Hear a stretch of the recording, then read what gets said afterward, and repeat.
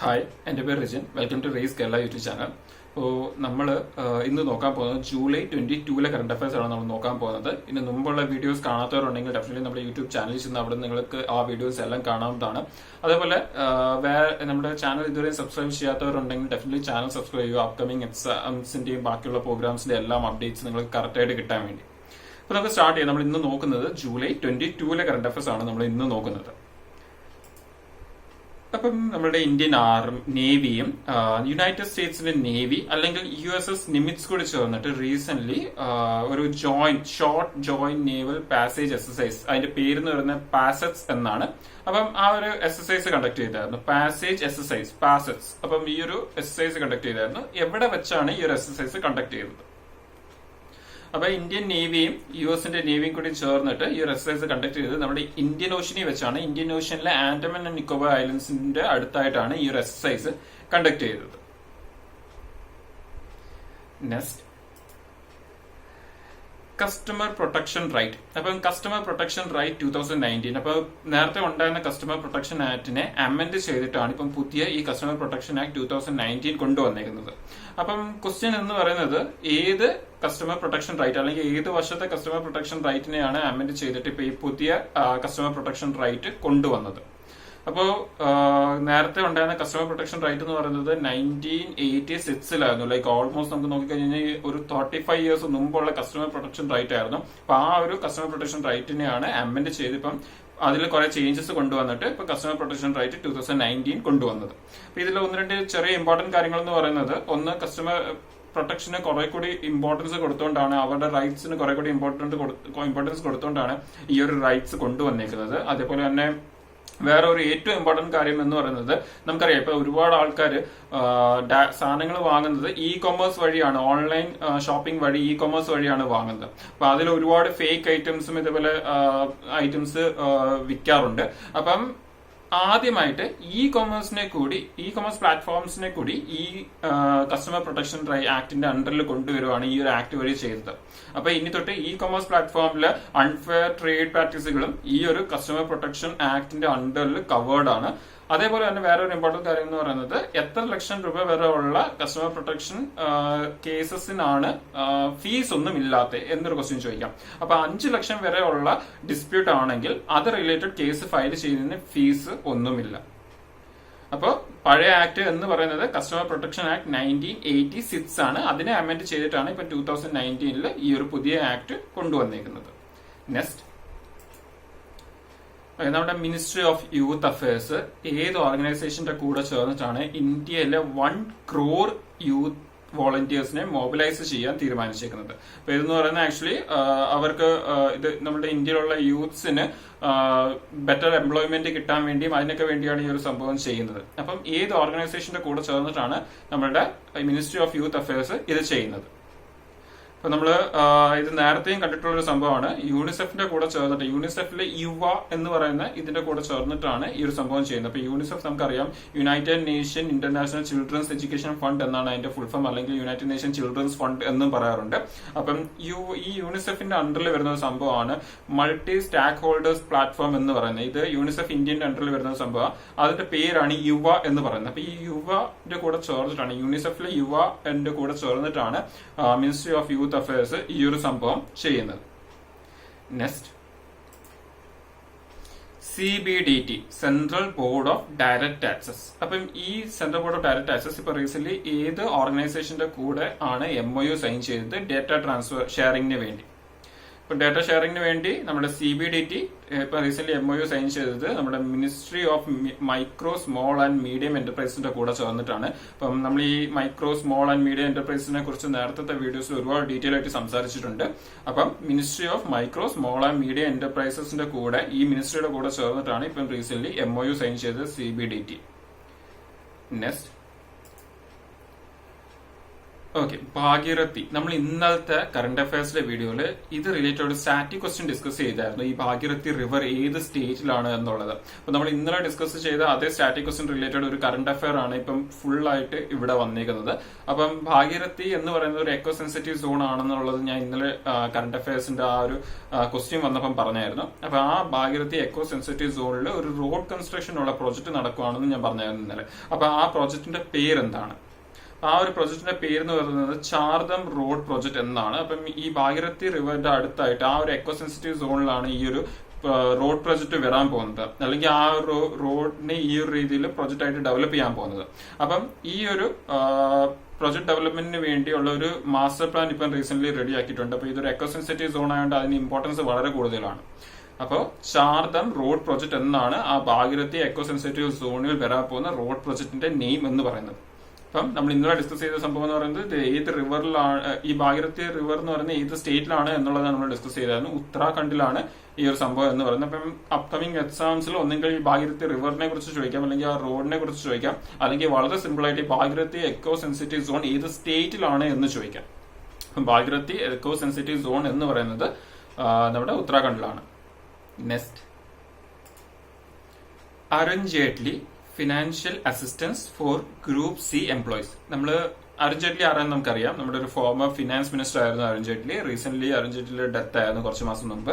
അപ്പം ഇപ്പം റീസെന്റ് നമ്മുടെ അരുൺ ജെയ്റ്റ്ലിയുടെ പെൻഷൻ ഈ പറയുന്ന രാജ്യസഭയിലുള്ള ഗ്രൂപ്പ് സി കാറ്റഗറിയിലുള്ള വലിയ സാലറി ഇല്ലാത്ത എംപ്ലോയീസിന് വേണ്ടി ഡൊണേറ്റ് ചെയ്യാൻ, അവരുടെ ഒരു വെൽഫെയറിന് വേണ്ടി കൊടുക്കാൻ വേണ്ടി തീരുമാനിച്ചു അരുൺ ജെയ്റ്റ്ലിയുടെ വൈഫ് സംഗീത ജെയ്റ്റ്ലി.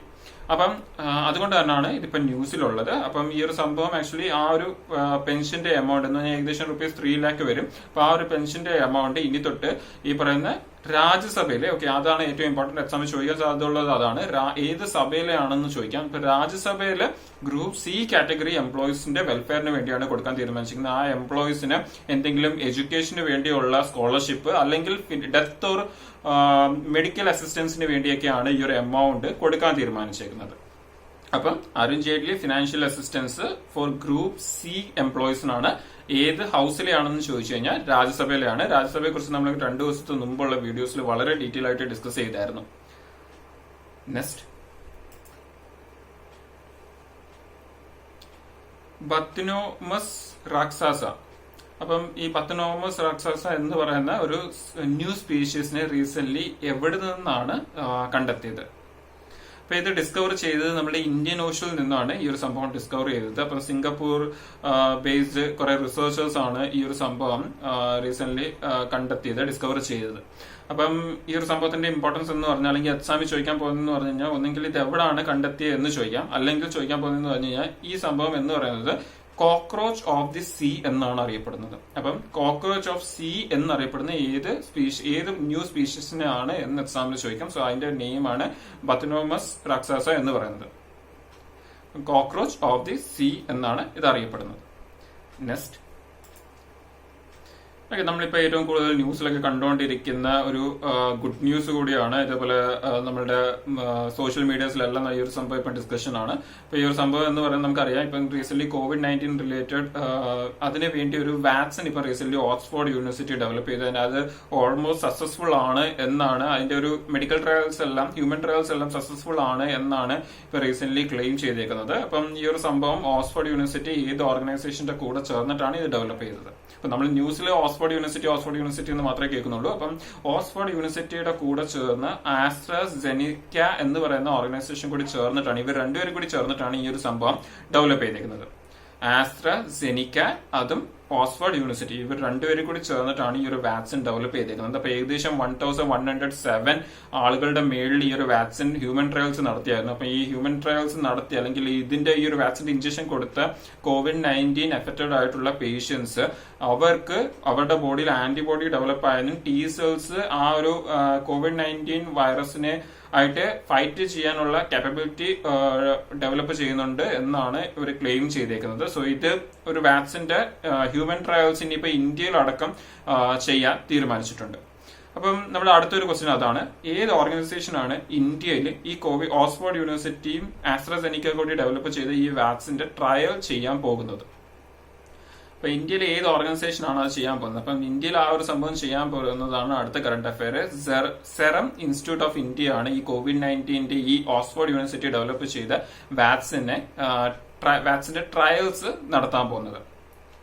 അപ്പൊ ഈ ഒരു ട്രയൽസ് തുടങ്ങി കഴിഞ്ഞു കഴിഞ്ഞാൽ ഏകദേശം ഓഗസ്റ്റ് എൻഡോടെ ആ ഒരു ട്രയൽസ് കംപ്ലീറ്റ് ചെയ്ത് സക്സസ്ഫുൾ ആവുകയാണെങ്കിൽ ഈ പറയുന്ന വാക്സിൻസ് നമ്മുടെ ഇന്ത്യയിൽ തന്നെ പ്രൊഡ്യൂസ് ചെയ്യാനാണ് ഡിസൈഡ് ചെയ്തിരിക്കുന്നത്. അതേപോലെ ഇപ്പം തന്നെ ഓക്സ്ഫോർഡ് യൂണിവേഴ്സിറ്റി ഏകദേശം വേൾഡ് വൈഡ് 60ഓളം കൺട്രീസുമായിട്ട് ഇതിന്റെ ഈ ഒരു വാക്സിൻ പ്രൊഡക്ഷന് വേണ്ടി എന്ന് പറഞ്ഞാൽ ഇത് ട്രയൽസ് സക്സസ്ഫുൾ ആവുകയാണെങ്കിൽ ഇതിന്റെ ഒരു വാക്സിൻ പ്രൊഡക്ഷന് വേണ്ടിയുള്ള ഒരു മാനുഫാക്ചറിങ് ഇത് സപ്ലൈ ഓൾറെഡി സൈൻ ചെയ്ത് കഴിഞ്ഞു, ടൈപ്പ് ഉണ്ടാക്കി കഴിഞ്ഞു എന്നാണ് ഇപ്പം പറഞ്ഞേക്കുന്നത്. നെക്സ്റ്റ്, ഓക്കെ, ഏത് കാറ്റഗറി ഓഫ് മാസ്ക് ആണ് ഇപ്പൊ റീസെന്റ് ഇന്നലെ അല്ലെങ്കിൽ മെഞ്ഞാന്ന് ഈവനിങ് നമ്മുടെ സെൻട്രൽ ഗവൺമെന്റ് അത് സാധാരണ ആളുകൾ പബ്ലിക് യൂസ് ചെയ്യല് എന്ന് പറഞ്ഞത്? അങ്ങനെ ഒരു നോട്ടിഫിക്കേഷൻ ഇറക്കിയായിരുന്നു നമ്മുടെ സെൻട്രൽ ഗവൺമെന്റ്. അപ്പം N95 മാസ്ക് ആണ് നമ്മളുടെ സാധാരണ പബ്ലിക് അത് യൂസ് ചെയ്യല് എന്ന് പറഞ്ഞ് ഇപ്പൊ റീസെന്റ് നോട്ടിഫിക്കേഷൻ ഇറക്കിയത് നമ്മുടെ സെൻട്രൽ ഹെൽത്ത് മിനിസ്ട്രി ആണ് ഈ ഒരു സംഭവം ഇറക്കിയത്. അത് ഇറക്കാൻ കാരണമെന്ന് പറഞ്ഞാൽ നമ്മുടെ ഈ N95 മാസ്ക് അതിൽ റെസ്പിറേറ്ററി വാൽവ്സ് ഉണ്ടെങ്കിൽ അത് അങ്ങനെയുള്ള മാസ്ക് യൂസ് ചെയ്തുകൊണ്ട് COVID-19 വൈറസിന്റെ ഒരു ട്രാൻസ്മിഷൻ സ്റ്റോപ്പ് ചെയ്യാൻ പറ്റത്തില്ല എന്നാണ് ആക്ച്വലി പറഞ്ഞേക്കുന്നത്. അപ്പം അങ്ങനെ ഒരു വാൽവുള്ള ഈ റെസ്പിറേറ്ററി വാൽവുള്ള ഈ N95 മാസ്ക് നമ്മുടെ സാധാരണ പബ്ലിക് യൂസ് ചെയ്യാൻ പാടില്ല എന്നുള്ളതാണ് ഇപ്പൊ റീസെന്റ് നമ്മുടെ സെൻട്രൽ ഹെൽത്ത് മിനിസ്ട്രി ഇറക്കിയേക്കുന്ന നോട്ടിഫിക്കേഷൻ എന്ന് പറയുന്നത്. അപ്പം ആ ഒരു സംഭവം ഓർത്ത് വെക്കുക, N95 മാസ്ക് ആണ്. നമ്മൾ ഈ ഒരു സംഭവം ഒരുപാട് ദിവസമായിട്ട് കേൾക്കുന്നുണ്ട്, നമുക്ക് എല്ലാവർക്കും അറിയാം. സോ ഇത്രയാണ് നമ്മളുടെ ഇമ്പോർട്ടന്റ് കറണ്ട് അഫയേഴ്സ് എന്ന് പറയുന്നത് ഇന്നലത്തെ. അപ്പൊ നമുക്ക് ഇനി അതിന്റെ തൊട്ട് മുമ്പുള്ള ദിവസത്തെ ഇമ്പോർട്ടന്റ് എക്സാം പോയിന്റ് ഓഫ് വ്യൂലുള്ള ക്വസ്റ്റ്യൻസ് കൂടി നോക്കാം. നമ്മൾ ഇന്നലെ കണ്ട വീഡിയോസിൽ നിന്നുള്ള ക്വസ്റ്റ്യൻസ് ആണ് ഇതെന്ന് പറയുന്നത്. അതുകൂടാതെ കുറച്ച് സ്റ്റാറ്റിക് ക്വസ്റ്റ്യൻസ് കൂടി സ്റ്റാർട്ട് ചെയ്യാം നമുക്ക്. ഓക്കെ, ഇന്ത്യയിലെ first set of private trains നമ്മുടെ ഇന്ത്യൻ റെയിൽവേ എന്നാണ് ലോഞ്ച് ചെയ്യാൻ പോകുന്നത്? നമ്മൾ ഇന്നത്തെ കറണ്ട് അഫയർ കണ്ടായിരുന്നു. First set of private trains launch ചെയ്യാൻ പോവാണ് നമ്മുടെ ഇന്ത്യയിലെ ഇന്ത്യൻ റെയിൽവേ. അപ്പം ഏകദേശം 30,000 crores ആണ് ഈ പ്രൈവറ്റ് ഇൻവെസ്റ്റ്മെന്റ് ആണ് ഇതുവഴി നമുക്ക് വരാൻ പോകുന്നത്. അപ്പം ഏത് വർഷമാണ് ഇത് സ്റ്റാർട്ട് ചെയ്യാൻ പോകുന്നത്? അപ്പൊ 2023 ഈ ഒരു സംഭവം ചെയ്യാൻ പോകുന്നത്. ആദ്യത്തെ set of private trains launch ചെയ്യാൻ പോകുന്നത് 2022-2023 ആ ഒരു ഫിനാൻഷ്യൽ ഇയറിലാണ് ലോഞ്ച് ചെയ്യാൻ പോകുന്നത്. And 2027 ആകുമ്പോഴത്തേന് 151 trains set of private trains launch ചെയ്യുമെന്നാണ് പറഞ്ഞേക്കുന്നത്. നെക്സ്റ്റ്, ഇന്ത്യയിലെ ഏത് സ്റ്റേറ്റ് ആണ് ഡ്രോൺസ് യൂസ് ചെയ്ത് ആ സ്റ്റേറ്റിലെ ഇലക്ട്രിസിറ്റി ഓവർഹെഡ് പവർ ലൈൻസിനെയും ട്രാൻസ്മിഷൻ ടവേഴ്സിനെയും ഇനി തൊട്ട് ഇൻസ്പെക്ട് ചെയ്യാൻ തീരുമാനിച്ചിരിക്കുന്നത്? ആൻഡ് ഈ ഒരു ഡ്രോൺസ് യൂസ് ചെയ്യാൻ വേണ്ടി ആ ഒരു സ്റ്റേറ്റിന് നമ്മുടെ DG ഓഫ് ഏവിയേഷൻ സിവിൽ ഏവിയേഷന്റെ പെർമിഷനും അല്ലെങ്കിൽ ആ ഒരു പെർമിഷനും കിട്ടി. അതുകൂടാതെ ഹോം മിനിസ്ട്രിയുടെയും പെർമിഷൻ കിട്ടി.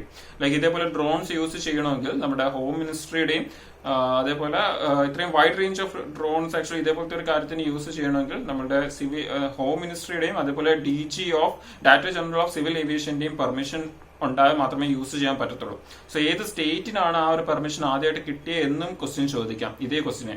അപ്പം അത് കിട്ടിയത് മഹാരാഷ്ട്രയാണ് ആദ്യമായിട്ട് ഡ്രോൺസ് യൂസ് ചെയ്ത് പവർ ലൈൻസിനെയും ട്രാൻസ്മിഷൻ ടവേഴ്സിനെയും ഇൻസ്പെക്ട് ചെയ്യാൻ പോകുന്നത്. Next,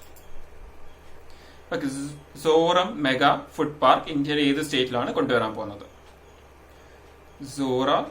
Zoram mega food park ഇന്ത്യയിലെ ഏത് സ്റ്റേറ്റിലാണ് കൊണ്ടുവരാൻ പോകുന്നത്?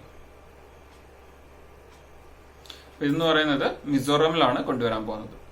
നെക്സ്റ്റ്, റീസെന്റ് നമ്മുടെ തേർഡ് G20 ഫിനാൻസ് മിനിസ്റ്റേഴ്സിന്റെ ഒരു മീറ്റിംഗ് നടന്നത്. അതുപോലെ സെൻട്രൽ ബാങ്ക് ഗവർണേഴ്സിന്റെയും ഒരു മീറ്റിംഗ് നടന്നായിരുന്നു, വെർച്വൽ മീറ്റിംഗ് ആയിരുന്നു അതെന്ന് പറയുന്നത്. അപ്പൊ നമ്മുടെ ഫിനാൻസ് മിനിസ്റ്റർ നിർമ്മല സീതാരാമൻ ആ ഒരു മീറ്റിംഗ് അറ്റൻഡ് ചെയ്തായിരുന്നു. അപ്പൊ ഏത് കൺട്രിയാണ് അത് ഹോസ്റ്റ് ചെയ്തത്? അപ്പൊ അത് ഹോസ്റ്റ് ചെയ്ത കൺട്രി എന്ന് പറയുന്നത് സൗദി അറേബ്യ ആണ് അത് ഹോസ്റ്റ് ചെയ്തത്. Next, global direct selling industry list 2019 report അനുസരിച്ച് ഇന്ത്യയുടെ റാങ്ക് എത്രയാണ്? ഈ ഒരു റിപ്പോർട്ട് ഉണ്ടാക്കുന്നത് world federation of direct selling association ആണ് ഈ റിപ്പോർട്ട് ഉണ്ടാക്കുന്നത്. അപ്പൊ ഇന്ത്യയുടെ റാങ്ക് എന്ന് പറയുന്നത് 15 ആണ് ഇന്ത്യയുടെ rank. Next, Name the first West Asian and Arab nation which launched space mission to Mars. Okay, അപ്പം ആ ഒരു സ്പേസ് മിഷന്റെ പേര് എന്ന് പറയുന്നത് ഹോപ്പ് അല്ലെങ്കിൽ അൽ അമൽ എന്നാണ്. നമ്മൾ ഇത് കുറെ വട്ടം കണ്ട ഒരു ക്വസ്റ്റൻ ആണ്. അപ്പൊ ഏത് കൺട്രിയുടെ മാസ് മിഷൻ ആണ് ഇതെന്ന് പറയുന്നത്? അപ്പൊ അതെന്ന് പറയുന്നത് UAE മാസ് മിഷൻ ആണ്. നെക്സ്റ്റ്, സൂരജ് ഖതേ മർദാ നഹി അല്ലെങ്കിൽ സൺ നെവർ ഡൈസ്, ഈ ഒരു ബുക്കിന്റെ ഓഥർ ആരാണ്? ആ ഒരു ബുക്കിന്റെ ഓഥർ എന്ന് പറയുന്നത് നേരത്തെ സാഹിത്യ അക്കാദമി അവാർഡ് കൂടി ലഭിച്ച ബൽദേവ് സിംഗ് സഡക്നാമ ആണ് ഈ ഒരു ബുക്കിന്റെ ഓഥർ എന്ന് പറയുന്നത്. നെക്സ്റ്റ്, തങ്കംസ്, ഇത് ഏത് സ്റ്റേറ്റിലെ ക്രിട്ടിക്കലി എൻഡേഞ്ചേർഡ് ഗ്രൂപ്പാണ്? അപ്പൊ ഇതെന്ന് പറയുന്നത് അരുണാചൽ പ്രദേശിലെ ക്രിട്ടിക്കലി എൻഡേഞ്ചേർഡ് ഗ്രൂപ്പാണ്. ആൻഡ് തങ്കംസ് എന്ന് പറയുന്ന ഒരു ബുക്ക് അരുണാചൽ ഗവൺമെന്റ് ഇപ്പം റീസെന്റ് ഇറക്കിയായിരുന്നു. ഈ ഒരു ബുക്കിന്റെ അകത്ത് ഈ ഒരു എൻഡേഞ്ചേർഡ് ഗ്രൂപ്പ് ഓഫ് പീപ്പിൾസിനെ കുറിച്ചാണ് പറയുന്നത്. നെക്സ്റ്റ്, ഓക്കെ, നമ്മുടെ first edition of world chess day എന്നാണ് ഒബ്സർവ് ചെയ്തത്? അതിന്റെ ഫസ്റ്റ് എഡിഷൻ ആയിരുന്നു അതെന്ന് പറയുന്നത് 2020. സോ അതെന്ന് പറയുന്ന വേൾഡ് ചെസ് ഡേ എന്ന് പറയുന്നത് നമ്മൾ ഒബ്സർവ് ചെയ്യാൻ തീരുമാനിച്ചിരിക്കുന്നത് July 20 world chess day observe ചെയ്യാൻ പോകുന്നത്. നെക്സ്റ്റ്, ഓക്കെ, നമ്മളുടെ ടർട്ടിൽസിന് വേണ്ടി, ഇന്ത്യൻ ടർട്ടിൽസിന് വേണ്ടി കൺസർവേഷനും അതിന്റെ ഒരു ട്രാക്കിങ്ങിനൊക്കെ വേണ്ടി ഒരു ആപ്പ് റീസെന്റ് ലോഞ്ച് ചെയ്തിരുന്നു. എന്താണ് ആ ആപ്പിന്റെ പേര് എന്നാണ് ഉള്ള ക്വസ്റ്റ്യൻ. അപ്പം ആപ്പിന്റെ പേര് എന്ന് പറയുന്നത് കുർമ എന്നാണ് ആ ഒരു ആപ്പിന്റെ നെയിം. നെക്സ്റ്റ്, ഓക്കെ, കേർ പൂജ എന്ന് പറയുന്ന ഫെസ്റ്റിവൽ ഏത് സ്റ്റേറ്റിലാണ് സെലിബ്രേറ്റ് ചെയ്യുന്നത്? ഇതൊക്കെ സ്റ്റാറ്റിക് ക്വസ്റ്റ്യൻസ് ആണ്. കേർ പൂജ എന്ന് പറയുന്ന ഫെസ്റ്റിവൽ ഏത് സ്റ്റേറ്റിലാണ് സെലിബ്രേറ്റ് ചെയ്യുന്നത്? അപ്പൊ അതെന്ന് പറയുന്നത് നമ്മുടെ ത്രിപുരയിലാണ് ഈ ഒരു ഫെസ്റ്റിവൽ സെലിബ്രേറ്റ് ചെയ്യുന്നത്.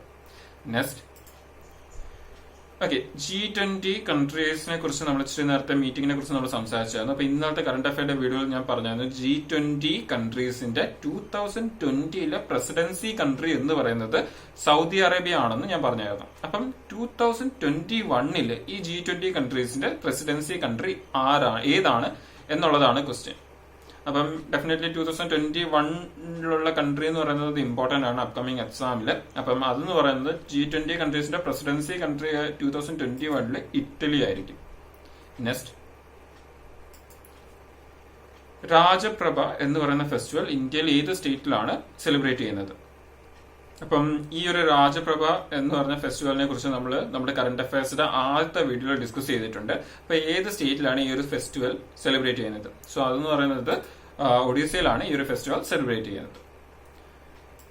സോ ഇത്രയാണ് നമ്മളുടെ ലാസ്റ്റ് ഡേയിലെ ഇമ്പോർട്ടന്റ് കറന്റ് അഫയേഴ്സും അതിന് തൊട്ട് മുമ്പുള്ള നമ്മൾ ഇന്നലെ കണ്ട വീഡിയോയിൽ നിന്നുള്ള important exam point of view ഉള്ള ക്വസ്റ്റ്യൻസും കുറച്ച് സ്റ്റാറ്റിക് ക്വസ്റ്റ്യൻസും കൂടി. അപ്പോൾ നമുക്ക് ഇനിയിപ്പോൾ നാളെ വീണ്ടും കാണാം. ഇന്നത്തെ ഇമ്പോർട്ടന്റ് കറന്റ് അഫയേഴ്സുമായിട്ട് എല്ലാവരും പ്രിപ്പയർ ചെയ്തുകൊണ്ടിരിക്കുക. Thank you.